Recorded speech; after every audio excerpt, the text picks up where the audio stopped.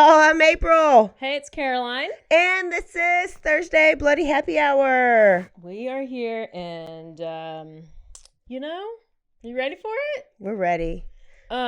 We first want to say that y'all are awesome, amazing listeners. We're getting some great messages from people. We're getting feedback and comments, and we love it. And we want to encourage you to go out and tell a friend or 5 friends and go and like and subscribe and tell other people to do the same thing and leave us some reviews. I don't think we've had any reviews lately. Yes. So I'm feeling real depressed about it. Yeah, actually very, very lonely. Yeah, I feel lonely. Yeah, it's actually this lonely feeling. It's like a hole in my heart. Yeah. Yeah. Makes our day when we can read a review from you guys. But we did get a great message. I should read that. Yeah, you should read it. I'm just going to give you a first name. So it says, "Hello, y'all. I just wanted to reach out regarding the Lake Waco murders. And this just came like last week, so they listened a little late. Jill, one of the victims, if you guys remember, was my first cousin, and my mom is the aunt that I mentioned in episode 2, part 2. So she is now 84 years old, and she worked tirelessly for several years to try and get the truth of what happened on that horrible night. Unfortunately, I feel as though she and her sister, which was Jill's mom, will pass away without knowing what happened. I don't know if she would be interested in talking to y'all, but if you're interested, I can ask her. She knows so much about this crazy twists and turns of the case. Her sister could not bear to hear the details of the murders, so my mama did it for her, which is how she got so involved. My mom never believed the murder for hire, mistaken identity crap." Oh. Yes. Jill's birthday was this past Saturday. She would have been 57 years old. I've listened pretty much to all of the podcasts done on our case, and you girls have been hands down the best. Great job. Oh my gosh. Most just go by the book, and that's it. Thank you for digging more. Again, let me know if you would like to talk to my mom. So we just kind of reached out to her, and I thanked her for messaging. So thank you so much, Jenny. And it kind of opened my eyes a little bit. Like, I wonder how many other victim families tune in to the documentaries and the podcasts done on their family members. Never even thought about it. I haven't either. I would feel like people who are maybe, if they're unsolved cases, they'll tune in more. I don't know why, but I guess just to see accurate. I don't know. Yeah, accuracy. I would tune in on all of them just to see accuracy, period. But I also listen to podcasts anyways. Yeah. So I wanted to share that with you guys. Also, I wanted to tell you guys that we are actively looking for sponsorships for our Bloody Happy Hour podcast. So if you are interested in us either reading a live read or sending us a commercial to insert in, you can email us at bloodyhappyhour@gmail.com. Also, you can email us at bloodyhappyhour@gmail.com if you want to contribute to our Happy Hour Fund. And like Caroline said, if you want to help in any other ways, you can rate us, review us, and subscribe to us. Yes. That helps out so much. They can listen to us live as we're recording. So like right now we're recording the Thursday before you listen. So if you're ever just bored, you can go on a Thursday at like 5 o'clock-ish, right? It's happy hour time. So they have to do it, though, on the Thursday at 5, because it's just live and then it goes away, right? Oh, I don't know. They go to roguemedianetwork.com. Right? Yeah, roguemedianetwork.com, and you can watch us as we record. So you're actually being scooped of the following week's episode. And you're not getting any edits. No edits. So you may love that or you may hate that. I don't know. Like, I could change my shirt again. Then it would really be a porn podcast. Then it would be a porn podcast. It would be living up to our name. Or something. So, 5 o'clock on Thursdays, if you want to. I mean, I would. But then again, I'm sitting here definitely watching, court TV. Yeah. So She would watch it. As long as it's live, you're going to watch it. For sure. Live porn? Oh, yeah. Of course. Actually, I've never watched live porn. It's a little weird. That would mean you'd have to, like, order or something, right? Or be there. Oh. You would actually have to be there. I reckon. Or watching it. Oh my gosh, I can't even imagine. Okay, we have the story y'all have been waiting for.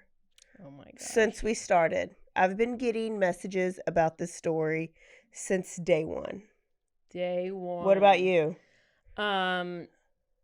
Maybe. So. Yeah. A little bit here and there. Probably. I don't remember. She's like Dory off of Finding Nemo. She has a 7-second memory. Literally. Oh, if y'all don't know by now. That's why I need that ginkgo biloba. Yes. Oh. But listen, this is why this case is so close to us. Yeah. Is because we were Camp Gladiator trainers. Yes. While Missy Bevers was a trainer when she got murdered. Which is why we're wearing these shirts. Yep, that is. I'm wearing my Total Transformation shirt in honor of Missy. Very important part of this story, actually. I have about it revolves around Total 500 of these shirts. Yeah. I made a blanket out of one. I still have a lot left over. They're the best. 10 years. Yeah, they best. 10 years for you. It was 5 years for me. So it's definitely like a big chapter of our life. And especially during this time. So we're going to tell you the story the best we can. And then from a perspective of somebody who was actually like going through the motions that Missy was going through at the same time she was going through. Yeah, as far as like why do you we were in Austin that same weekend. Location and how do they know what to do? Like stuff a little like bit of the logistics. A lot of the other podcasts, they just don't know. Which is because I think at that time Camp Gladiator really wasn't everywhere. It's still not everywhere. Plus, if you're researching a case, you just kind of are like, oh, she works for this fitness company. Yeah. Which is what I would say. Yeah. Or what we would say, probably. So, let's get to it. So, it's actually happened. This is Missy Bevers' 6-year death anniversary. Monday, April 18th was 6 years. All right. And if you don't already know, this is an unsolved case. I'm saying it's a cold case, but it's Midlothian PD will not label it as a cold case yet. Why? I guess they're still actively working on it. And they haven't handed it off maybe to cold case. Oh, it's a different department? Different department. There is a lot of things that they haven't released, though. Yeah. Like, where's the 911 call? Why don't we get that? Yeah. So there is a lot of holes, but probably like with any investigation, they can't release too much because it would give away too much information. And they need to keep some things a secret that only the killer would know so that they know that they do have the killer when they do get it. Do you say keep it close to the vest or close to the chest? Say either or. Okay. Either or. I didn't know which one was correct. All right, so it's April 18th, 2018, and it's about 5 a.m. in the morning, and there was a 911 call. A frantic camper showed up to I found out now, early morning workout. Oh, yes. Yeah. Early morning Camp Gladiator workout with Missy Bevers at Creekside Church of Christ in Midlothian, Texas. The trainer, Missy Bevers, posted on Facebook the night before that they will be training inside due to the rain. The camper saw Missy's truck parked outside just like normal, and when they entered the church, they found their trainer dead. But not just dead. She was bloody, she was bludgeoned, and clearly somebody had murdered her. What happened to Missy? Who could do this? What was the motive? And did they have to do this in a church? That's my own questions. Did they have to do this in a church? Okay. So, okay, Caroline, we were literally at camp. Were we when we found this out? Like, I was packing up from camp. The messages are coming through on our little text change. Yeah.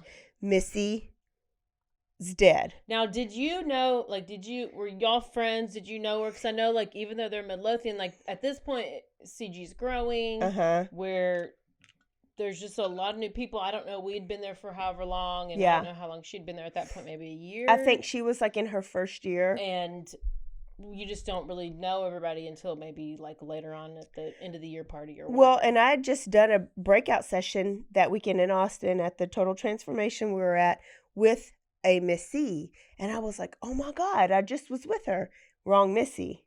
So, I think Alyssa was telling us about all of this. Mm-hmm. So what happens? We're like, did she get robbed? We didn't know any details. So we're packing up I'm packing up my shit from camp, putting it back in my car, and wondering what happened. Then you get home, and what do? Probably turn on Nancy Grace. Not yet. I'm looking up, okay, Missy, what's the last name? Oh, Beavers Facebook page. Yeah, I don't know. Oh, okay. Yeah, I didn't know her. Yeah, I didn't either. So I wasn't friends with her. Yeah. Then I was like, she was just at Total Transformation. I was just at that Austin Total Transformation. I said 18 because I just said 18. Okay. April 18th. Good thing. Sorry, rewind, fast forward. Oh, April 18th, 2016. Yes. Because 17, 18, 19, 20, 21, 22. So 6 years, yeah. Yeah. So I remember when I heard, I was probably like, what? And then I immediately thought, based on how we do things, that it was targeted. I just thought automatically, like, somebody had to know she was in there, because it was either somebody close to her, somebody who was a former camper, who knew the process of how we did things, because how we did things. Am I jumping ahead? No. I'm wanting to know, like, what your initial thoughts were. Like, we're rash when we start hearing and thinking these things. So what were your rash thoughts? Somebody had to know that she was in there, because whenever we know when we're going to go inside. So how it works with camp is we have our workout at an outdoor location. Yes. So if I'm at a church parking lot and I have to get permission to use the inside of the building, to be able to have my workout in there in case it's raining as an alternate location. Yes. So I know, okay, let me look at the forecast. Tomorrow it's going to be raining. I'm going to go ahead and let my campers know, whether I send a message on Facebook, post on Facebook, then I send a message privately to all of them, whatever, to let them know, hey, we're going to be meeting inside the church today at our alternate location. Every location has an alternate location that is already set up ahead of time. Because CG doesn't cancel. We're outdoor. We don't cancel. We go inside if it's raining or sleeting or snowing. So, like, that was her indoor the people location. Knew, her current campers knew, like, that's where you go. Mm-hmm. And they obviously had a system of how they did it. Some people, either, like, some trainers have a key. Some people have a system where you just have a code or something. I don't know, or whatever. You go in, you get there typically like 30 minutes early, you set up, whatever. So the whole thing was like, somebody had to know she was going to be there in order to be hiding in the church before she got there. Yeah. Well, and we didn't even know that much yet. So, like, right when we were getting those texts, I was like, oh, did she get robbed? What area? Was there a meth addict? Like, ooh. A lot of us carried something. I didn't carry anything then, but a lot of our trainers at our conferences, they would say, pack your gun, get you some mace, get you something. I just brought myself. So I thought it was random in the beginning. Then things happen, right? Yeah. So Caroline initially thought it was targeted. I initially thought it was random because I didn't know anything at all yet. So let me tell you more about Missy Bevers. She was born August 9th in 1970 in a place called Graham, Texas. Her maiden and last name was actually Strickland. She was described as religious and caring. She finished college and she met her husband, Brandon Beavers. and when she was 28 years old. And they got married. She began working as a teacher's aide in special education. She did this for several years, and they had their first daughter, Hannah. And that's when they decided she was going to be a stay-at-home mom. So she stopped being a teacher's aide. So they had 3 kids total: Allie, Hannah, and Sarah. Or was it Hannah, Allie? I don't remember the order. She sold Thrive on the side, and she participated in a lot of endurance events like half marathons, Spartan races, 5Ks. She was a very healthy, happy, outgoing person. And she seemed like she was living the American dream life, like on Facebook, right? Yeah. I mean, if it's on Facebook, it's always true. Instagram, yeah. And then somebody from Camp Gladiator recruited her. We did a lot of recruiting in Camp Gladiator because we wanted Camp Gladiator to grow. And the more locations you have, the better. More opportunity to change lives through fitness, right? Right. So she was recruited, and she started her own Camp Gladiator workouts. And it's outdoor group fitness, so that can be anything. We brought our own equipment, or the trainers brought the equipment, or the campers would show up with a mat and a set of dumbbells, and it could be anything, any type of workout. And we would call ourselves independent contractors. Yes, at that time. So this happened on a Monday. What was Missy doing that weekend in Austin? It was called Total Transformation. That's what shirt Caroline has on. So kind of explain that. So Total Transformation is where a bunch of the trainers from all over, a bunch of different cities will go to a specific city and just kind of like, it's a week-long thing, and you'll go for like 3 days in a row, 4 days in a row, and you just basically, any events there are, if there's races, if there's HEBs, if there's we're selling bridal shows, you're just going to sell a package. You're selling camp. You're selling camp. You're selling 4 weeks of fitness. You're selling a weight loss program. You're selling a T-shirt. You're for a lower price than normal, and you just kind of like basically bombard that city. Yeah. For that week, in order to help those trainers in that area grow. And every area had their own total transformations, and this was Austin's turn. So trainers from all over Camp Gladiator Nation would go to these areas to go help those trainers grow their camps. And like, you don't sleep. Like, you get up early, you go to 5 a.m. workouts, and then you start hitting different events, and then those events last through the night. Then you pretty much party through the night, and you get up and you start it again, right? It's just, yeah, you set up a table, like, you know, you see the Girl Scouts having tables cold set cells. up. Cold cells. Yeah. Cold cells is basically what it is. So that's where Missy was. That's where I was. We were in the 2 different areas. We did have some local Waco trainers that were working with her, boots on the ground, that weekend. So she got home that Sunday evening, April 17th.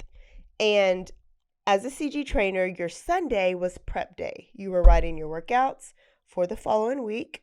You were making sure if you cleaned out your equipment from your car, you're putting all your equipment back in. You're doing your camper, any new campers, you're contacting them. Yes, camper connection. So make sure you're at camp, and any posts that you need them all to know, you're putting that on Facebook. And yes, 90% of us, our Facebooks were public. Yeah. I think mine probably still is public. And you basically friended everybody that friended you because they were all potential. So I have like over clients. Like almost 5,000 friends on Facebook, and they're like no. You don't even know who they are. Yeah. Real popular. So if we also our Sunday, well, your everyday routine, but we're also checking the weather, because if it's raining, we got to make sure we got everything in order, or we're changing up our workouts. Indoor workouts are different from outdoor workouts. And if you're in if sometimes you do it, you just have a covered area, so you have a little awning to do it in under, so you just have to do a stationary, like in place workout. So she made a post like most Camp Gladiators make, Camp Gladiator trainer. Mm-hmm. If it's raining, we're still training. If it's raining, we're still training. I don't know how many times we posted that. We post that? Jeez. So basically, everybody knows meet at inside the church instead of in the parking lots. And so I kind of told you, like, most of these locations were in parking lots, churches. I was at a school. You were at a school. I was at a school. Churches, parks, just different parking lots. Sometimes like big stores. Yep.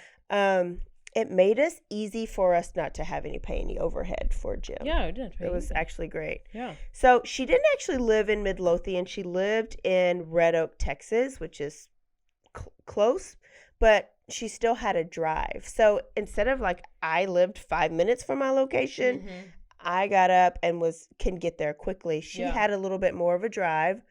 So she would get up at the 3 o'clock-ish mark, like later, like before 4 a.m. And did you say this already? Sometimes we would get there earlier. Oh, yeah, we had to. Well, so the rule of thumb was you arrive 30 minutes before the workout starts, at least 30 minutes. So you have time to set up because some people get there early. Yeah. So, but then, once you've been doing it for a while, you do have some that are like, oh, I need to come a little earlier and I'm going to start early. And they're like your early birds or whatever. Yeah. Yeah. So then you get there even a little earlier. Even earlier than that. To kind of give them a little something to do while you're finishing setting up and they're starting their kind of a pre-workout. Because they usually have to leave early. Yeah. Yeah. But they love you, so they want to go to you instead of go to a different trainer. They don't like no other trainer. So at 9:23 p.m., she had one more post, and it said, off to bed, gotta get up at 3:30 a.m., and this would be her last Facebook post. So let's go into the timeline of stuff that we know. Mm-hmm. So what do we know that happens on April 18th, Carolyn? Okay, April 18th at 2 a.m., surveillance footage captures a silver Nissan car pulling into a parking lot of the SWFA outdoor store. So this is about half a mile away from the church. Now, why is this important? Well, let me tell you. This car drives into the parking lot, and there's surveillance camera of this, so we could put it up and we'll show you. Yeah. So this car turns into the parking lot, and then they like turn their headlights off and they turn it back on. And then they slowly just continue. So this parking lot had about, I think they said like 7 cameras. Yeah, all around. And they were they were clear and everything. So they continue to drive around the parking lot, and they're going super slow, almost stopping. And then can you see the brake lights? And then they speed up again, and then they slow down again, and then they turn the headlights on and off twice, like in a row, like on, off, like signaling. Some kind of signal. I don't know. Then the car continues to go around. I think it goes around the building twice. Then it goes to the back to where the entrance was, but then it drives into a parking spot and it parks, turns the lights off, stays parked for several minutes, then turns the lights back on and starts to leave the parking lot. Okay. Wow. Now this is important because this happened at 2 a.m. And now within 2 hours, someone breaks into the church, Creekside Church. So now it's about 3:50, right? And yes. We're back at the church. We're back at the church, 3:50, and surveillance footage captures an unknown person walking inside the hall, inside the church in a hallway. So this is what happens. They believe that the suspect broke in through the kitchen door. This was at the back of the church. And they think that because one of the glass windows is busted out, and they're thinking that they reached in, unlocked the door from the inside. So they're like, they likely busted out the glass, and that's how they got in. And they continue to go through the kitchen, and they go to the adjoining room, which is they go through that adjoining room and they leave that room and they continue into the hallway, and that's when they're first seen on camera. Yeah. So you don't know how long, you don't have an exact time of when they're entering the church because there was no outside cameras. They weren't working at the time. They weren't. Yes, allegedly. They weren't working at the time. So, also, there were some windows that were busted in this kitchen that come from the outside. So they're pretty high up, but they were also broken. So the Midlothian police said that they had no reason to believe that the suspect had entered through those broken windows. Okay. So the question is, why were they broken? And this is just maybe. Some people say that maybe the person like broke those windows somehow, maybe threw something at them to see if there was an alarm system. Yes. Maybe this would have triggered a blaring like, or if there was a silent alarm. Okay. So then maybe that person who busted through those windows like left and came back, and that's why they were in that parking lot driving around. Yeah. The SWFA parking lot, and then that's why they sat there with their lights off, and maybe they were like watching to see if it triggered any police to come. So they could have like busted the windows, left, went to the SFWA, watched for police, then went back to the when no police. They could have even changed their clothes, put the SWAT stuff. I mean, I don't know. There's so many. That's crazy because I never, this whole time, 6 years, never thought about that. I always thought they were breaking the windows to make it look like it was a break-in. So here's broken windows, here's glass, make it look like disguise it as a burglary. And I thought the person in the parking lot, I always thought it was linked. I thought that was like maybe a second person, and that person came and picked them up when they left. That's another option. Yeah. So, but I like this. This is a whole nother way to think about it, is that it's the lone person, it's the one person, and that they were testing it out. Like, one of the YouTubers I watched said that she has her own like app that's like a police scanner. Oh, I have police scanner app.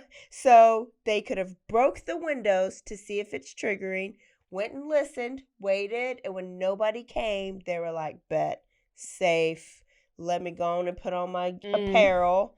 And then that's when they entered the church, right a little bit before they knew Missy was coming, because they had been a camper. You have to, one, know the church. How did you know that if you broke that window and put your arm in there, that would open up the kitchen door? You know what I mean? Yeah. Like, so you have to know the layout of the church. So you've been in there, or you're a member, probably. Church folks, real crazy. And then you had to have known what was going on with Missy, or been to a camp or something to know how early she gets there. So back to the church. This person is dressed head to toe SWAT gear, and I don't know what it's called. I don't know if it's tactical gear. Basically, what they're wearing is black pants, a black jacket that says police on the back. They have tall black boots. They have a helmet with cover. They're basically, none of their skin is exposed. So there's no DNA, there's no fingerprints, nothing. They're just all black on black on black on black. And they're just walking around like they're like they're at an open house. Very lackadaisical. They're just piddling. Piddle. Oh, let me just touch this thing. Let me touch this. Let me just rub my hand on the wall. Let me open up this door. Let me open up this door and leave it open. Let me open up this Dutch door and leave it open.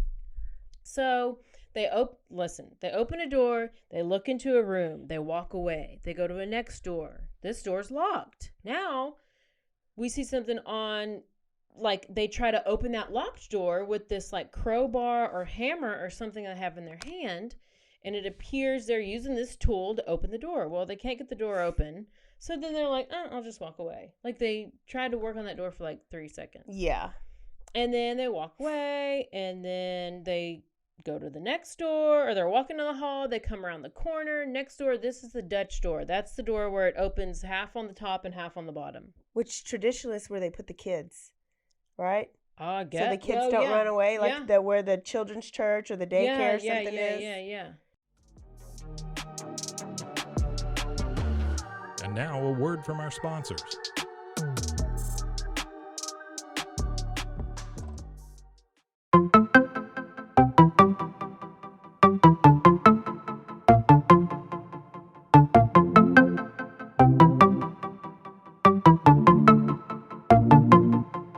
Welcome to One Star Rewind, a new podcast about those dreaded one-star reviews that every business owner hates to receive, but yet every customer loves to read. During this podcast, we will peel back that one-star review to better understand how it happened, when it happened, and what the business owner is doing after receiving that one-star review. This podcast will be about love, hate, and laughter. On One Star Rewind, we will meet with real business owners who will tell their stories and how they do rely on reviews for their business. Follow us on Facebook, Instagram, or download us at roguemedianetwork.com. Please subscribe, but only rate and review for not a one-star review. Join us each time for a new review and a new story.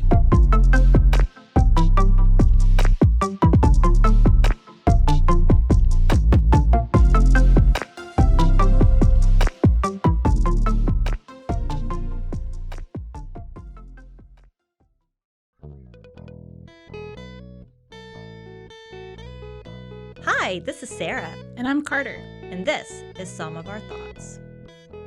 We're two Southern sommeliers, and we want to share everything we love and know about wine.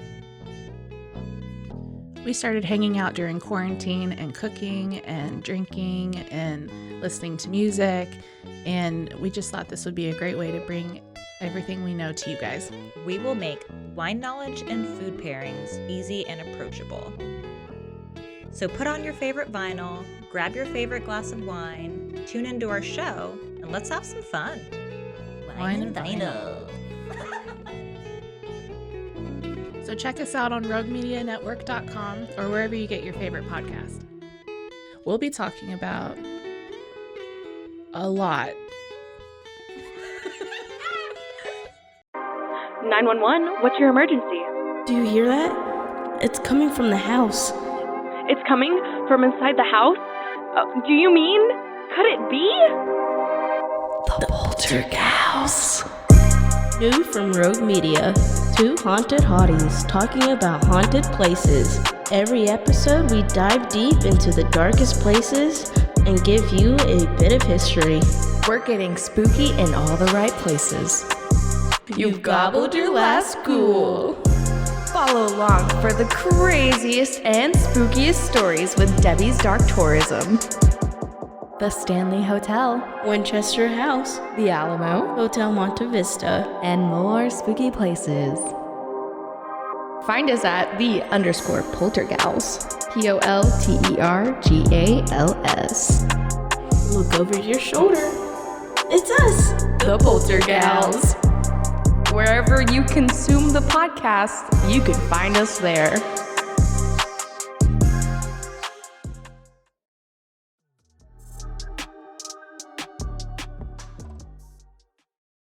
So then they like open the bottom part of that Dutch door. They open the top part of it. They just kind of quickly kind of step inside of that room.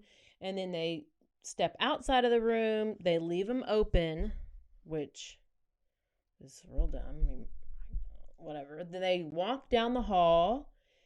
They go off camera for a bit. This is all on the footage. Yeah, all on footage. So if you can Google the video if you're live right now, or we're going to definitely, I mean, you could Google it. You'll find it. We'll definitely put it in the show notes and on our Facebook pages. So they go off camera for a little bit, and they're seen walking back up the hall, returning back towards where those Dutch doors are. And now they're across from those doors. At this point, they're seen with a flashlight's coming out of their helmet. So they're flashlighting to this next door. They open that door, and then it cuts out, and the next time they're seen is they're kind of opening another door and they're coming out of a door, going into the hallway. This is where they're seen like swinging something at the wall, whether they're hitting the wall or they're hitting glass. There's some debris that falls on the floor. You can see little tiny pieces of stuff that falls on the floor. And this is where you're like, the police have, well, we later find out like the police maybe are saying this is a robbery, but if it was a robbery, like why are they just strolling around and just like, they're not really like in a hurry. There's no urgency. There's no urgency. They don't have a bag to put shit in if they're robbing or stealing. Yeah. They're like buying their time is what I think. For sure. So then it's whenever, so this is all happening inside.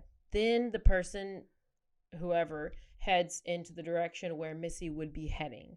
So it's 4:16 when we are told that Missy's truck is seen on surveillance. We haven't ever seen that. It's not been released. Yeah. But this is according to police. So 4:16, she arrives, and then 4:20, she enters the church. Once again, we don't have this footage. This is just according to police. And then 4:35, the first camper arrives. But here's the deal with these campers.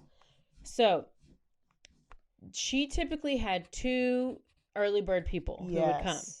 Now, one of them was like, I'm skipping. Yeah. Because it's raining. It's I get Monday. It. Some people are. It happens. So early bird number 1, she skipped. She's not coming to work out. Early bird number 2, she had a flat tire on the way to work out. Oh my gosh.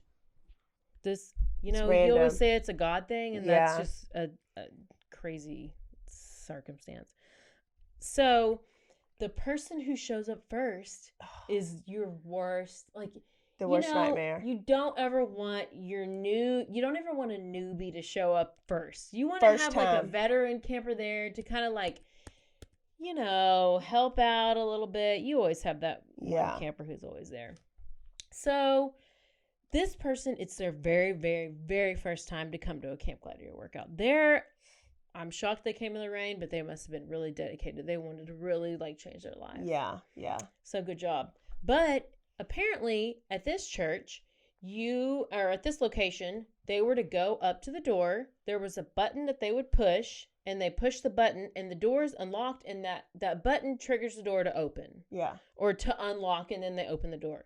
Well, this guy's new, so he didn't know that was the process. Yeah, because it's not like you can't look at it and say, oh, this is probably the enter button. Yeah, and like it's a little discreet. Right. And so only a veteran or somebody who goes to that church would know this is a way to get in. So he couldn't get in. So he kind of stayed in his car, right? Yeah. Or under the awning or something. Under the awning, yeah. It's just multiple things. Some say he went back to his car, texted a veteran camper, and then some say he was under the awning to stay away from the rain and waited until the other campers arrived. Whichever. So either way, he waited for somebody else to arrive in order for him to get into the church. And then I don't know if it was when that one person or there was 4 people. Yeah. You hear both. Yeah. So people arrived. They were like, okay, hey, this is how you get in. Let's go into the spot where they work out. And that's when they walked in and they found Missy dead on the floor. There was glass all around her body. There was blood everywhere. She was obviously dead. Like, it was awful. I can't imagine. I don't know. I don't know.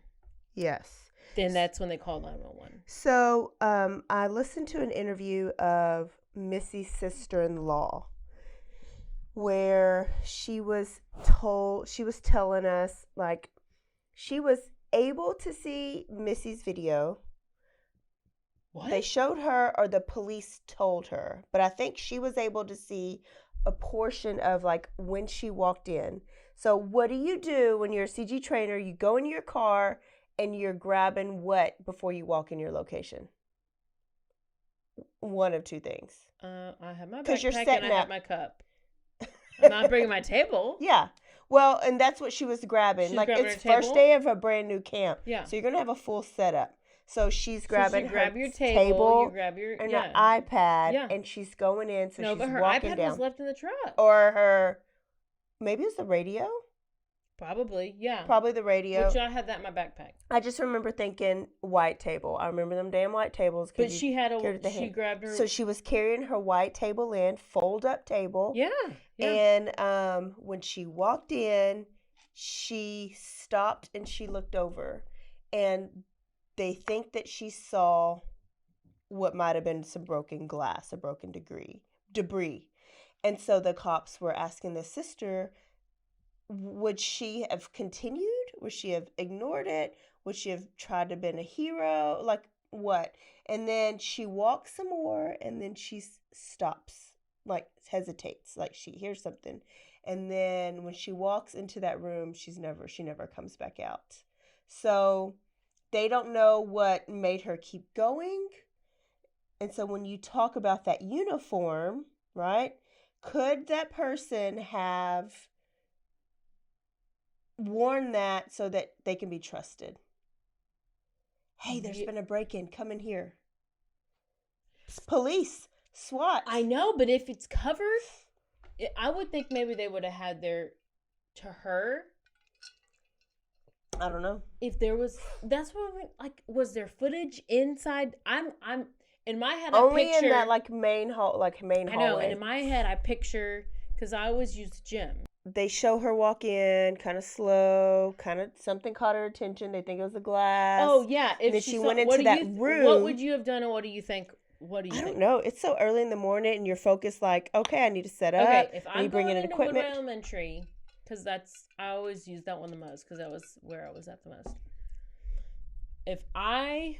The first door I go in, the gym's right there, so I don't have another option. But if I saw like a cafeteria window busted, I would have been like, oh my gosh. Badass kids? No, I would have been like, oh gosh. Like, and but the cafeteria lady gets there just as early as I do, if not earlier. Yeah.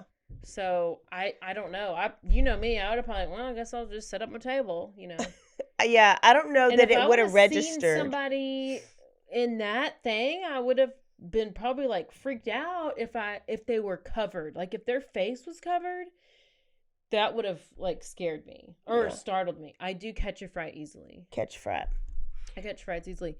But wonder if they expose their face to her. Yeah, but if they're not really a cop, that should have scared her. Like if it's exposed and it's like, oh, it's you, this bitch that don't like me, I would have thought she would have tried to take off, and maybe she did, and maybe there's a struggle. There's a bunch of broken glass from those end tables that were in there. We don't know. All it is we're just talking through this, but that Missy never walked back out of that room. We know that's where the struggle happened because it was off camera. It's broken glass, or at least we don't know it was on camera. Or we haven't seen the footage. Maybe it is on camera. Maybe we'll know one day. So, where are we at now? Well, so now that's basically when then at 501, the 911 call came in, and then one of the campers called husband? Yep. One of them called. So Brandon Beavers is her husband. Was her? I don't know. And so one of the campers called to let him know what happened, and he was out of town, and she had to do that, and so he had to drive back into town to deal with all of that. Then the police, the day of the murder, they came and they investigated, and at this point it's like literally the same day. So this is like 5 a.m. So this is like, oh my gosh, the very end of the day, which is probably the longest day ever, especially for us, because we're just all like, oh my gosh, oh my gosh, oh my god. Like we're freaking out. We're like, oh my, I guess we got to. Anyways, we had this whole big thing of how we would go about getting to camp, and we wouldn't get out of our cars until we had another camper come there. It changed just a lot. This right here changed how when we came to camp, how we opened up our indoor locations. Mm-hmm. I went and picked up mace and a taser Now, it always stayed in my car, so if I needed it, I wouldn't have good access to it. Yeah. But we were real vigilant for a while. After that, my male campers would show up early and stay afterwards, like until I set feel up. like they were more worried about me than I was worried about me, for sure. I would always say, great campers. I was like, Missy was like, she fit the profile. I don't fit the profile. Blondes. Oh, yeah. You know what I mean? Yeah. Like, I don't fit the profile. No. But anyways, it did change how careful we were. We had to be more safe. And yeah, it was just a lot. Because it is literally dark 30. And for sure. We were in a parking lot by ourselves. Yeah. The only people are up were people in trouble. Just think people about it. Work out and meth addicts. Especially with like this parking lot, like you're in a pitch black. I mean, there's the lights maybe that are on in the lot, but there's nobody in this parking lot. You're like, it's pitch black outside, especially with this. She's off of like a highway road. Yeah. And I mean, there's nowhere to run to if somebody is coming after you. I was in a neighborhood, at least. I could go run and knock on somebody's door. In my areas, like I was at a bank for one of them, which that's a great place to be.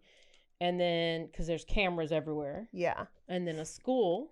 So, I mean. Yeah. But, so the day of the murder, police are investigating, and this is when they suggest it could have been a burglary gone wrong. Which, when I think I first heard that, I was like, oh, no. Mm-hmm. Just because I knew how everything went, and I was like, somebody had to know. Yeah. You know, I don't know who burglarizes a church anyway. I guess maybe if it's a Monday after a Sunday, I guess they have like collections, maybe, but I don't know. But nothing was ever found that was missing from the church. And yeah, there was damage inside. It was like broken glass and stuff, but it wasn't like a ton. Like they didn't break doors down and stuff. They just busted some glass. Yeah. Like it wasn't that vandalized either. And then the church reports that nothing was actually missing. Yeah, nothing was missing, and she still had her wedding ring on. Yeah. And that wasn't missing. Yeah. Or stolen. And her nothing iPad was stolen out of of her truck. Yeah. So there's nothing stolen anywhere. So then when that so now it's later in the day, that video has been released, or it's the next day. So now I know, like, hell no, this is not random. And who do you first think? Well, obviously the husband. Obviously the husband. So I go to Brandon's Facebook page. I bet you. And I remember screenshotting and sending it on a group chat. And you know, we're usually right about this, and we don't know if we're right or not about this because this case is unsolved. But think of Chris Watts, his interviews. They were sketchy. He was guilty. Scott Peterson, interviews, sketchy, guilty. Drew Peterson, sketchy, guilty. Now, I was wrong with Heidi Broussard case out of Austin. Oh, I don't even know that case. I don't. Well, it was just out of Austin. It was the pregnant girl. Yes. Her husband interview was missing her. I was like, he seemed a lot more genuine, but I was still like, he's just a good actor. Well, he ended up having nothing to do with it, and it was a fake best friend that killed her and took her baby. We got to talk about that one. Yeah. So we're usually right about this, and it is usually the husband. So it just sucks that if it's not him, he's going to go through a lot of shit that we're going to tell you about. Yeah, because, I mean, to be honest, whenever I first saw the interviews he was giving, I was like, well, he didn't seem very sad. Yeah. And yes, everybody goes through different emotions. I understand that. I've never been in this situation, so I can't say what I would do or what I wouldn't do. So they start talking about, like, they start researching or investigating, right? Yeah. Dig deeper into Missy, into her life and everything. And what do they find? Well, April, they found that they were having some marital issues. Yeah. And some financial The two issues. majorest, is that a word? The biggest majorest things. The most majorest things. The two best good motives for murder. The top two reasons that your marriage will fail. Or you'll kill your spouse. Or, listen, just don't have an affair and you won't be tempted to kill your spouse, or somebody won't be tempted to kill you. So don't have affairs or multiple affairs, and money problems they were having. So with those two good new things and good motives, guess who the first suspect is? Brandon. OBB. It's funny because on all these Facebook pages, now everybody's just doing initials. So it's OBB, Brandon Beavers. Oh. So we want to let you didn't know where I was going with that. Well, I mean, I assumed, but I'm just, that's just who you go to first. Yeah. It just is. And then he does an interview. I think you have this right here. And he says in this interview immediately, he doesn't believe it's a targeted interview. Yes. He thinks it's random. So my light bulb, it goes off a little bit brighter, right? Yes. This is in the beginning. We're kind of telling you as we're going through the story. Yeah, this is still early on. So, And then he tries to convince everybody that Missy made a point to text him every day saying, I love you. Yep. And I hope you have a good day. Yes. And it's like, why is this the time to say this? Yes. So it's almost like he's just proven going overboard as far as to be like, well, we were we loved each other. Everything was great. We were texting each other every day saying we loved each other. Yeah. For the past 10 whole months. Yeah.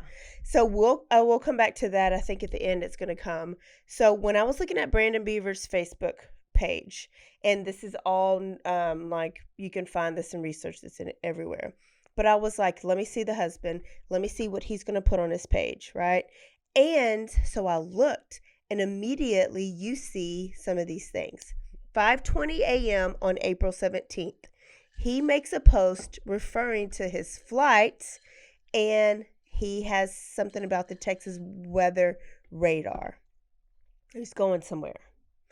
At 12 o'clock p.m., he posts something about his flight to Mississippi, heading to Biloxi, Mississippi, and he has his flight information. 7:30 p.m., he arrives in Biloxi, Why does Facebook need to know every single thing that you're doing? 9:15 p.m. Oh. Brandon posts on Facebook the outside of the half-shell oyster house in Biloxi. Oh.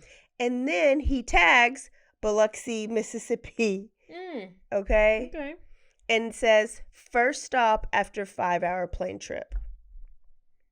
So, did he do this previously? Okay. Last one, 9:30, Missy Bevers and Brandy Beavers allegedly speak on the phone before they go. Missy and Brandon speak on the phone before they go to bed, and they say, I love you. So this was Brandon's timeline. So in the beginning. This is all posted on Facebook. This is all posted. I remember seeing this and thinking, oh, he is making his alibi known. Yeah. Not that he killed him, but I was just like, let me scroll back up and see, and everything else, he didn't. You have those people that post everything on Facebook, everything, that overly do it, and then they don't want to be asked about it whenever you ask them, and I'm like, well, you put it on your Facebook, so post ask you why you're in the hospital. It didn't seem like he did, right? Yeah, right. So I was like, why is he all of a sudden posting now? I don't post a whole lot on Facebook, mostly true crime stuff. But when I was in Nashville, I posted a whole lot more and checked into a whole lot more places because they're new places than I ever do. So then now in my mind, I'm thinking, yeah, when you're on vacation, you do tend to take more pictures and tag more places because you're kind of excited to be there, right? And you want to share that. So that's the other side of it. True. That's not what I was thinking then. No, I was like, it wasn't. Oh, it's always the husband. Yeah. And his interviews weren't that great. The other part about Midlothian is they hadn't had a murder in 7 years. 7 years. I don't remember what that murder was. But before that, there wasn't anything since 1987. So we got a real rookie group. Listen, popos, if you want to be a police officer, if it was me, I would want to go somewhere to get some good experience. Don't go to If you Midlothian. really want to help people and learn how to be a cop, and like maybe, I don't know, I wouldn't want to be a cop in Midlothian. I mean, if you How don't, am I helping anything? Unless you don't want to actually do shit. yeah, unless you don't want to do anything, maybe I guess you just want to pull people over, whether they're speeding on the highway or going. I don't know. I don't live there. I don't even want to live in a town that don't have many murders, because if I get murdered, they ain't gonna know how to solve it. Well, obviously not. Evidence. Yep. But this 1987 murder, I think, needs to be a part of our Killer Kids Month, because it was the murder of Did you just go from and then you went deep into this other random murder? No, didn't not you? really. Oh. All it was is a murder of an undercover cop, but some Midlothian high school kids did it. Ooh. Yes. My former principal actually sent me a text and told me about it. There's a book about it. So I'm just going to leave that there, that could be a potential future story. Oh. So there's nothing else really until about they have 10 like days. the cops are coming. I mean, they've called in the ATF. Is that right? FBI. They did the FBI. They called in Texas Rangers. Everything you're supposed to do, and they were like looking into phone records. Yeah. They were looking into, everything. They're doing what they could, but they don't know how to do what you're supposed to do, because they hadn't had to do it. And so they call in some reinforcements, but I later found out that like they brought in Texas Rangers, but they only allowed the Texas Rangers to answer phone calls, like filter phone calls. So then they only stayed on the ground for like a day or two, because that's not the best use of their time. Well, Sketch. if we would have got Matt Coughlin in there, we would have probably got something done. Yeah. So then, Bomb drop. April 28th. Tell us what happens, April. And I'll get it ready. A guy named Randy Beavers. This is Brandon's dad. Drops a shirt off At the local vet store. The local dry cleaners. Oh, dry cleaner. What did I say, vet store? Yes, whatever that is. I don't know what a vet store is. And the shirt happens to be bloodstained. Oh, no. So these dry cleaner workers were DTF. They were down to find the murder. So they call the popos and they say, "I'm sorry, but Missy Bevers' father-in-law just turned in a shirt with some blood."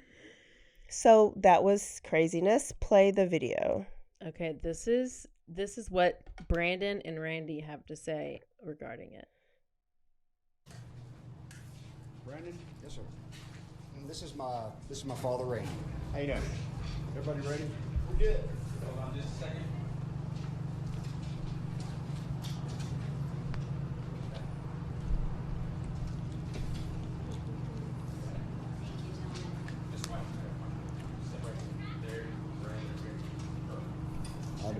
Is there going to be like a lead-in question? Yeah, we'll ask you questions. That's coming from you. Everybody will ask questions. Okay, that's fine. That's Just do it once, Brandon so talking. Anybody wants it, they call. I'll edit it, I guess, to the point where he starts. As our agreement is. Okay. Okay, first of all, what happened? Did you in fact drop off some bloody clothes? Okay, here's the deal. We come in from out of town. That's father-in-law. We got notified of what had happened. Okay, my wife has a small Chihuahua. Okay, she's had for 13 years. It's her baby. Okay, it's just like a child to us. Okay, we've been staying over at a relative's house. Okay, we've been over to his house until late at night. You know, the relatives got 2 dogs. One of them, they got into a fight. The Chihuahua and the big dog got into a fight. Big dog. The big dog had the Chihuahua around the throat. Okay, and when I got the big dog off of it, the Chihuahua was laying on the ground, bleeding. You know, scooped up the Chihuahua, headed to the animal clinic to see if we could save it. It didn't make it. Okay, so carrying the dog from the house to the veterinary clinic. Okay, it was bloody, okay? So therefore, blood on the shirt, okay? So the next day, you know, we'd take the shirt and or clothes over to the dry cleaners here in town to, you know, get the blood taken off of it or what they can do. And that's the story. Okay, Brandon, have you talked to police today about the release of this affidavit, just public information? Have they told you anything about this? As far as I know, it's just a document that's available for public access. And as far as I know, there's no specific description. There's not a story behind the document. It's just a public document to release the articles of clothing to law enforcement for DNA testing. And that's all I know. And the reason we're here today is because I wasn't really sure that the Midlothian PD was going to elaborate on the story. And I wanted to make sure that we get over here and put this fire out pretty quick. Because this is the flames going on here, so let's put it out. This is such a non-issue that we wanted to address it fast. Well, has there been testing done? Okay. Go.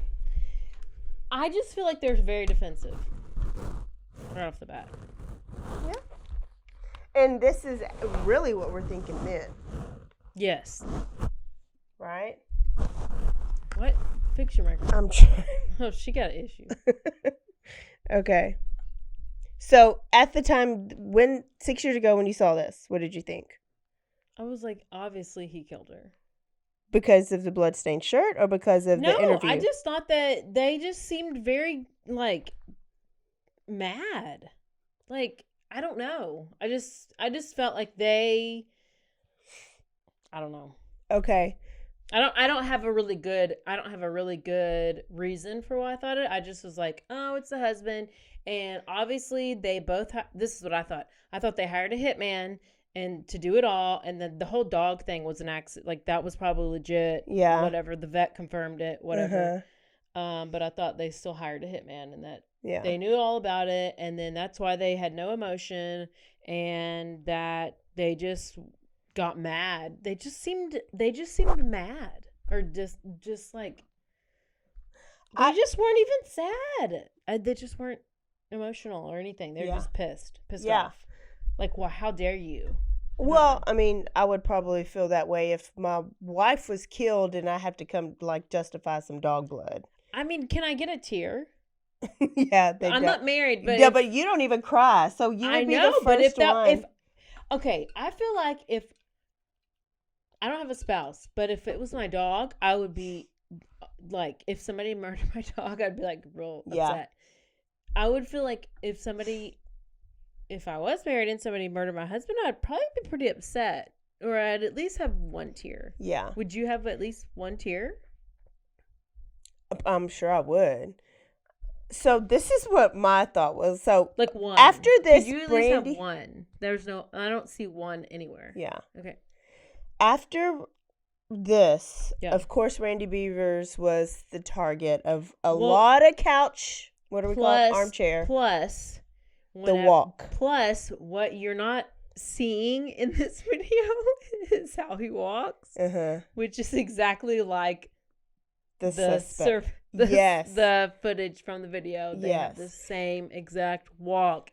You cannot get it any better than either the murderer like knew and like was trying to fake walking like him or something, because it's so spot on. Well, so you did the interview and it's like, oh, okay, and then he turns around and he walks off. And it's like, oh, shit. Right? This is the beginning. You didn't do yourself any favors. No, you didn't. You should have said, keep the camera neck up. And then also, what got me, you know me and like you dog people that love dogs more than humans. Yeah, me. The first time Randy talks about his daughter's or his daughter-in-law's murder, like he is because he has to be in the news, right? But he refers to this dog like, and it died as like a daughter. We've had it for 13 years. But you didn't say anything like that about Missy at all. No. This is what I was thinking in the beginning. So this damn Chihuahua, which I already don't even like Chihuahuas. Nobody likes Chihuahuas. They're like rats. So you Mike, of course, likes chihuahuas. You show more emotion about this dang on chihuahua, or more words about this chihuahua than you did about your like daughter-in-law. So that's how I was thinking then.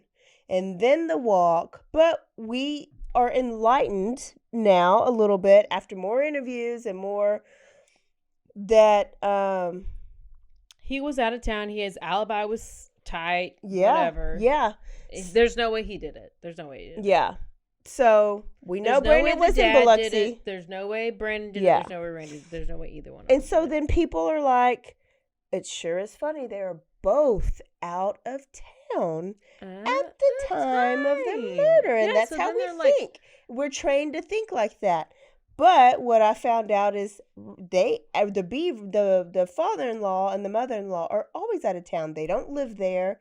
They actually have a home in Georgetown, but they're RVers. And they travel in the RVs. And so they came to visit them, and then they're on their way, I thought, to Colorado to go stay with the stepmama's son. And then they manage an RV park throughout the summer in Colorado at the RV. So they're always out of town. Yeah. And this dry cleaning people didn't even really know them. They just saw, a Beavers dropped off a bloody shirt. Yeah. This is sus. So great job. And in this interview, you can watch, it's very long. And I love when they do these long interviews with potential suspects, because those we can go back and watch. Like Chris Watts' video.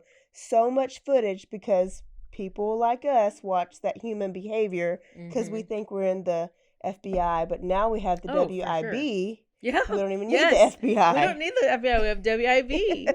Oh my gosh. What's the Waco Investigation Bureau? Yes. Oh my gosh. Yes. Who wants to be a part of that? Everybody. So what happens on April 20? Oh, and then Brandon's alibi. This is a yearly annual trip with his job. So it's not just like a which would have been a great time for him to hire somebody. I'm just saying. But then even, which you brought this up in the Teresa Sievers case, I think of a hired hit as like clean, quick, you don't fuck around, you don't make a mess, because a mess leads to getting caught. It's either like a slit or an execution type style, like you get out and you go. It's like a quickie, right? Well, this is real personal. But then Sievers, that was real messy. Teresa Sievers. Who said that she was not shot? Right. But if it was just a gunshot wound, but what about all the extra shit? What's the point in that? I don't know. I'm only in the WIB. Yeah. What do you expect me to know all these extra things? You're only the president. Tell us about April 24th. Oh, let me tell you. April 24th. So Brandon's mother posted a message on Facebook. You want me to read it to you? Yeah. It says, "Letter to the murderer of Missy Bevers. Do you even realize what you have done to her daughters, husband, our whole family? Was it really worth it? Why did you think this was so necessary? You know who you are. Your husband/wife and family members know who you are. They know your special walk. Right now, they are as guilty as you are by not coming forward. I honestly pray you do not have children. My granddaughters at least have the knowledge that their mom was a kind-hearted, loving, caring person. You have now ruined your children's life." So they obviously think this person has children. "Along with your family's life by doing this senseless act. We can at least visit Missy's grave, even though we have the comfort of knowing she is already in heaven. Your family will get to visit you in prison forever, reminded of your crazy, selfish act. What a legacy you have doled out to your family. I will be praying for all of them. I truly feel worse for your family than mine. Please come forward. Give yourself peace. Give our family some peace. Give some honor back to your family. God will forgive you. We will forgive you because we know, and you know, that is what Jesus has commanded us to do. Marsha, Tucker. Good. So. Nothing really came of that. But then there was a search warrant? Tell us about what's happening. So there were several people of interest, persons of interest that came up based on communications from her cell phone and like messages and other communications that were like, there were these warrants that came out and there was like targeted numbers. So there were several numbers that were like these target numbers. And it was like Missy's number was on there, Brandon's number was on there, Randy's number. It was basically whoever she communicated with the most. So among these numbers were a few names that we haven't mentioned yet. So there was a person named AJ Tucker. And his wife, Courtney Tucker. And there was also let's talk about them. Okay. Why were they? So these numbers it's because the numbers were on the phone several times. Yeah. So AJ Tucker was another Camp Gladiator trainer. Yeah. Local-ish. Yeah. And there were some rumors that like maybe Missy was afraid of Courtney. But maybe you know more about the AJ. I don't know. That's all I know about that. Okay, so apparently I guess there was a lot of communications between them, and then there was people assumed that there was an affair. He posted on Facebook that people were coming and digging through his trash and taking out his trash, like digging through his trash. But the deal with them is AJ was also a CG trainer. He had a class at 5 a.m. So he was obviously at his class. They have 4 kids. They are, hopefully somebody was at home with the kids. So if AJ's gone, leading camp, Courtney's at home with her kids while they're sleeping. Yeah. So in order for either one of them to do it, they would have had to leave all their 4 kids at home alone. Yes. I don't know. Maybe they hired a secret babysitter. I don't know. There's not a lot of babysitters that don't come and watch 4 kids. It's a lot. Well, I don't know either. Well, then I remember. Okay, so AJ Tucker, he's black. His wife is white. And so then I remember this blew up in CG land and Facebook land. This blew up. She's right. Poor AJ Tucker, this was his first camp. Like, this was his first camp, cycle. I did not know that. So you're really, your first so day at camp. So he's over here banging, but were they having an affair? No, it never came out. Okay, so what happens when you hire a trainer? Yes. In CG world, you're texting all the time. For show. Well, I'm not even saying that. Well, I'm saying that is true. I know. There's a lot of shit going on at the CG conferences. Shady. But it's also in every profession. So it's shit going on at our teachers' conferences. Oh, no. Principals' conferences. I need to start going to some teachers' conferences. I'm sure at the neighborly conferences. Like, it's everywhere. But you're probably right. So it never came out that AJ and Missy were having an affair. But in the beginning, we had all thought that, right? Yep. So then I was like, oh shit.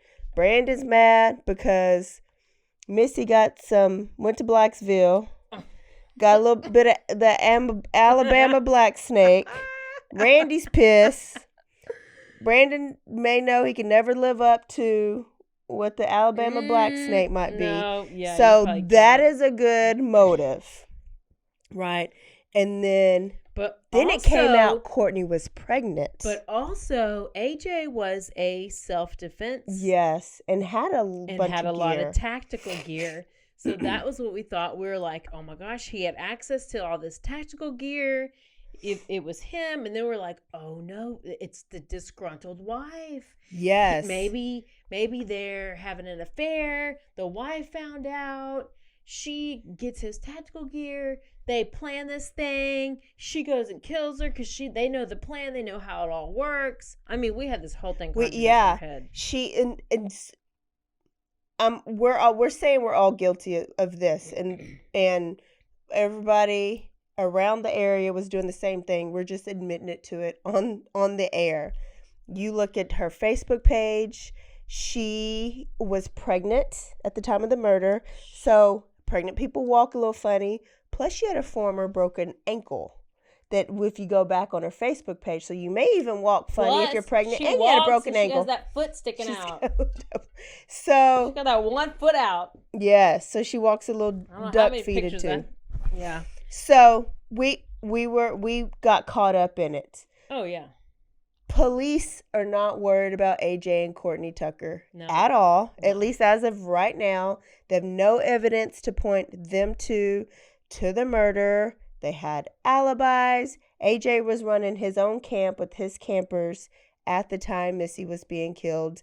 They did talk, but AJ was a new trainer, and you usually talk to current CG trainers to get tips and tools, and you share Facebook messages and ideas. So there's ongoing communication with multiple trainers. All right, now who's next? Okay, so there's also this person named Kevin Cozine. Was he a CG trainer? I've never heard of this person.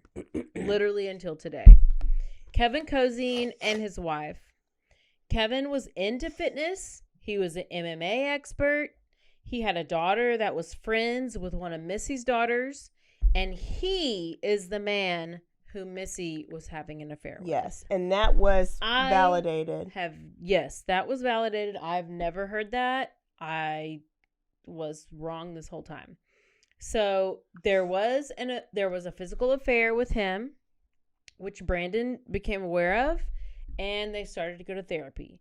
So I don't know if theory, maybe Missy confessed, maybe Brandon found out. I'm not sure what happened.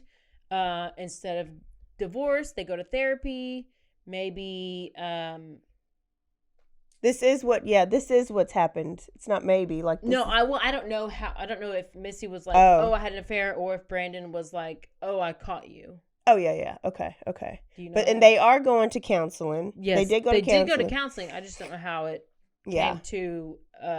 came about, like fruition. And then for some reason, people focus more on Courtney than they did. So the reason I think is, okay, so they have these people, they have all these names on a list, but people are focused on Courtney. But why are they focused on her? I feel like, didn't even Courtney have like maybe a similar type car back then? I don't know. Maybe she was the easiest one. She was just the one that people knew about. Like, I don't think that Kevin's name was as brought out as much as AJ's were. I don't know if it was maybe CG people focused on the CG people, maybe. It had to have been, because I literally have not, after all these years, I've never heard that name. They were cleared just because they did phone records. They looked at phone records and they cleared them based on that, I think. And then April 26th of that same year, they had a warrant filed for LinkedIn. So one of Missy's friends so Missy got a message on from somebody on LinkedIn. She told one of her friends. It was this really weird message from this guy who she didn't know. Apparently it was this like creepy and strange message. She couldn't remember the name of the person. But then another person of interest came up called Casey Williams. Because they communicated on LinkedIn. Because he and Missy communicated on LinkedIn from January through the time of her death of that year. And apparently these messages were intimate, they were flirty, and they had been deleted. And apparently she was in contact with several people on LinkedIn. Now, April, why would we CG trainers have been in contact with people on LinkedIn? Recruiting. Because we're recruiting other trainers. That's one of the avenues we use to recruit new trainers. We would post ads on LinkedIn, so we would have conversations And that would be a normal thing. So when we heard there was people talking on LinkedIn, we're like, okay, well, yeah, it's probably like a prospect. But I don't think any of us got very far to like have intimate, like how. Especially on LinkedIn. Especially on LinkedIn. Yeah. Like, let's take it to somewhere else. Well, but I think that's the sneaky part behind it. Oh, you're right. Because But let me tell you. If you're. I want to know how all these deleted stuff gets back to them. It's all in the cloud. Well, F the cloud. And so they always say there's no such thing as deleting anything. It can come up. How do you get it out of the cloud? Because Johnny Depp and Amber Heard, they're on this court, and they're bringing up text messages from 2014. It doesn't go away. Can you tell me? I have no clue any text messages I sent back then. Okay. I don't know either. I know. But that brings up a little sketch, because if I'm Missy and I just got in trouble for having an affair, and Brandon's probably going to want to search my phone here and there, right? Right. So that's why you're deleting messages, but the last place you're going to look at your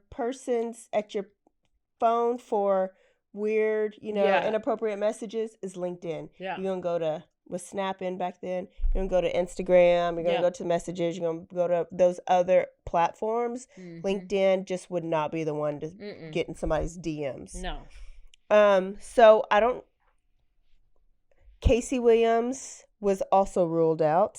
Okay, yep, because he cooperated, and yep, they just cleared him. Yeah. They cleared everybody. Everybody's cleared. Yeah. The end. Bye. Well, then there was the one other guy named Bobby. I'm not going to say his whole thing. Because I can't even remember. Bobby Gentry? Bobby Wayne Henry. And he was a former cop. Yes. And he had a criminal history of, I think, sexual assault. Bobby Wayne Henry.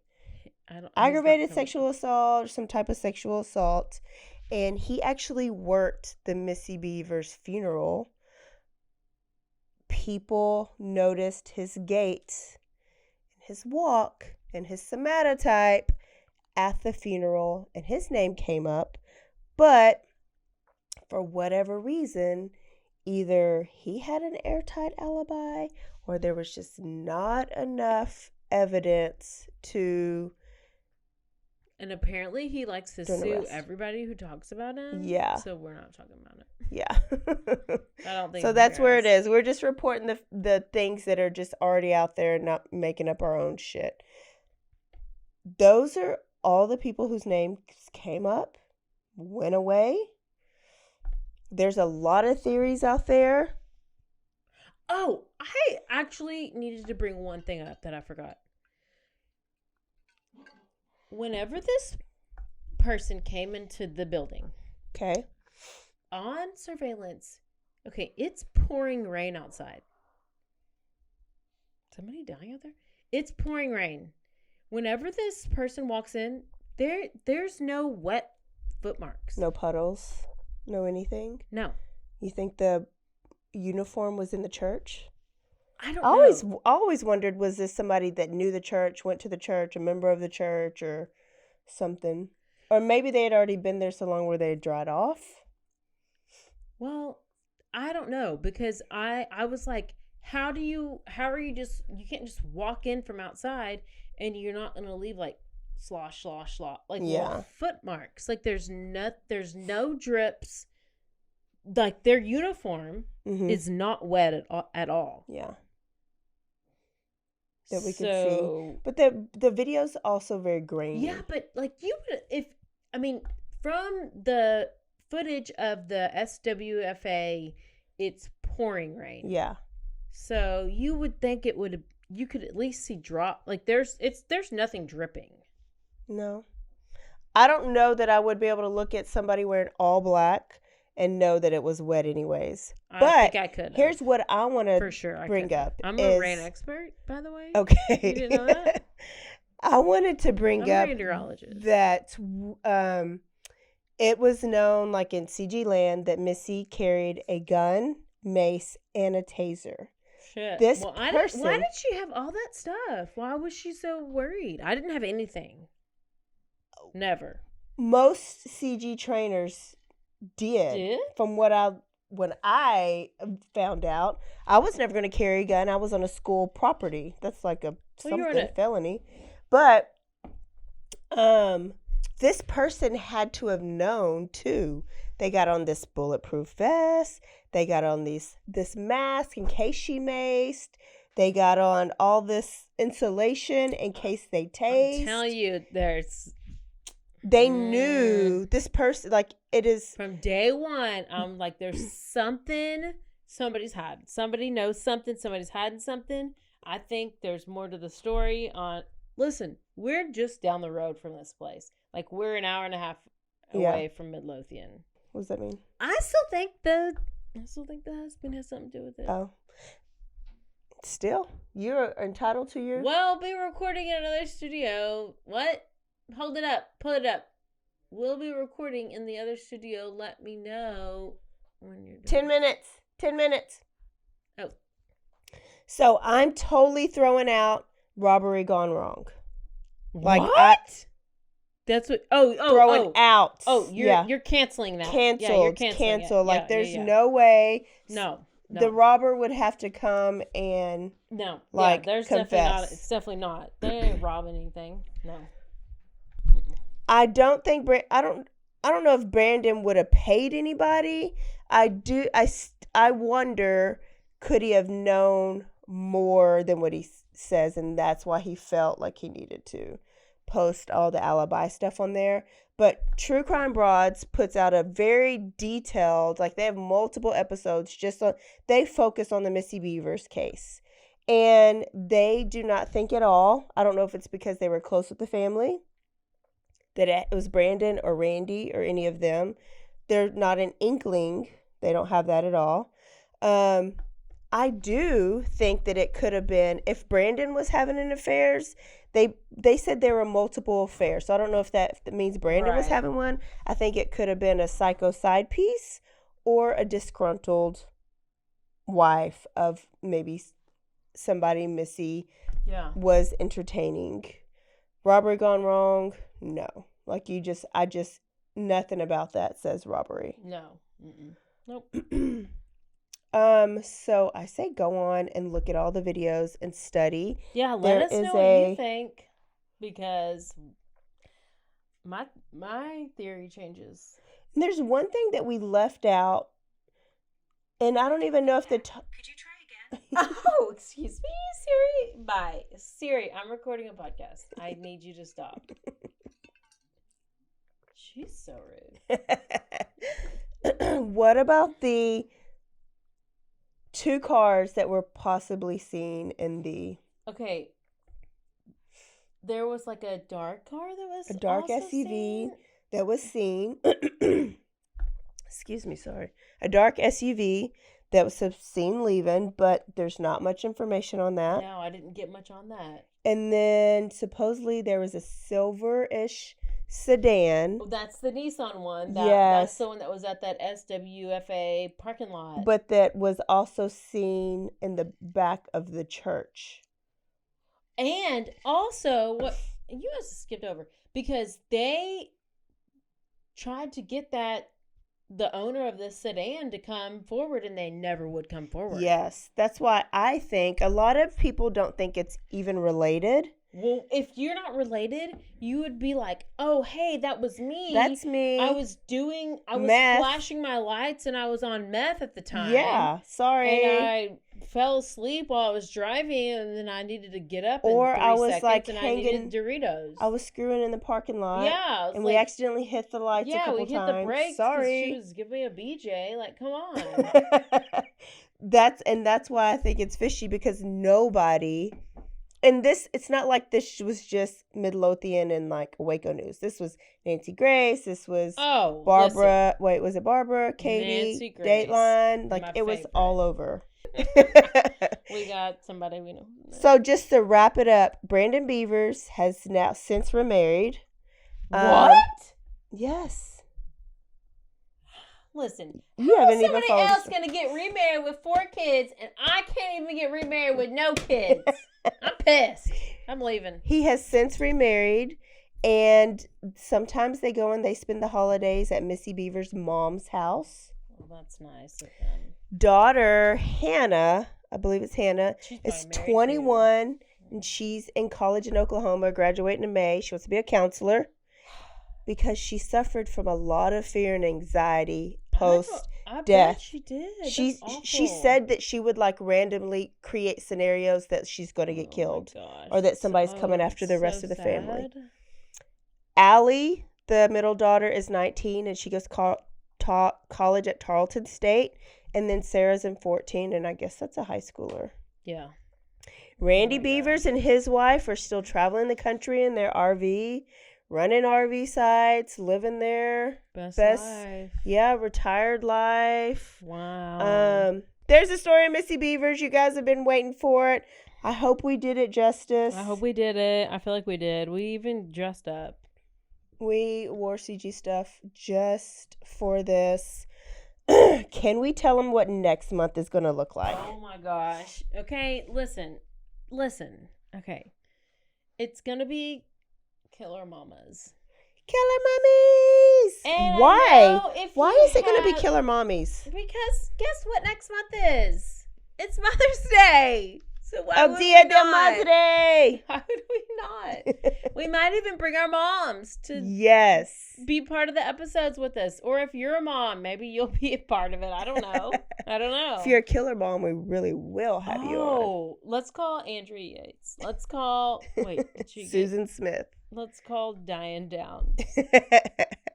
We don't know who we're going to talk about yet. We have it penciled in, but we're not sure. So look forward to some killer mommies next week. Munchausen by proxy is one of my favorite sicknesses. You need to do that one with that lady who brought her kid to Disney World. So when you watch this episode or listen to this episode, I need you to send it to 5 friends or your hairstylist or your massage therapist or your side piece or your Botox person. Get the episodes out. And I think that's all we have. Oh my gosh. That's it. I mean, it's only a 2-hour episode. Yeah. Hey, y'all, don't forget to stay aware. Stay alive. And always be DTF. Bye, y'all. Bye, bitches. Peace out.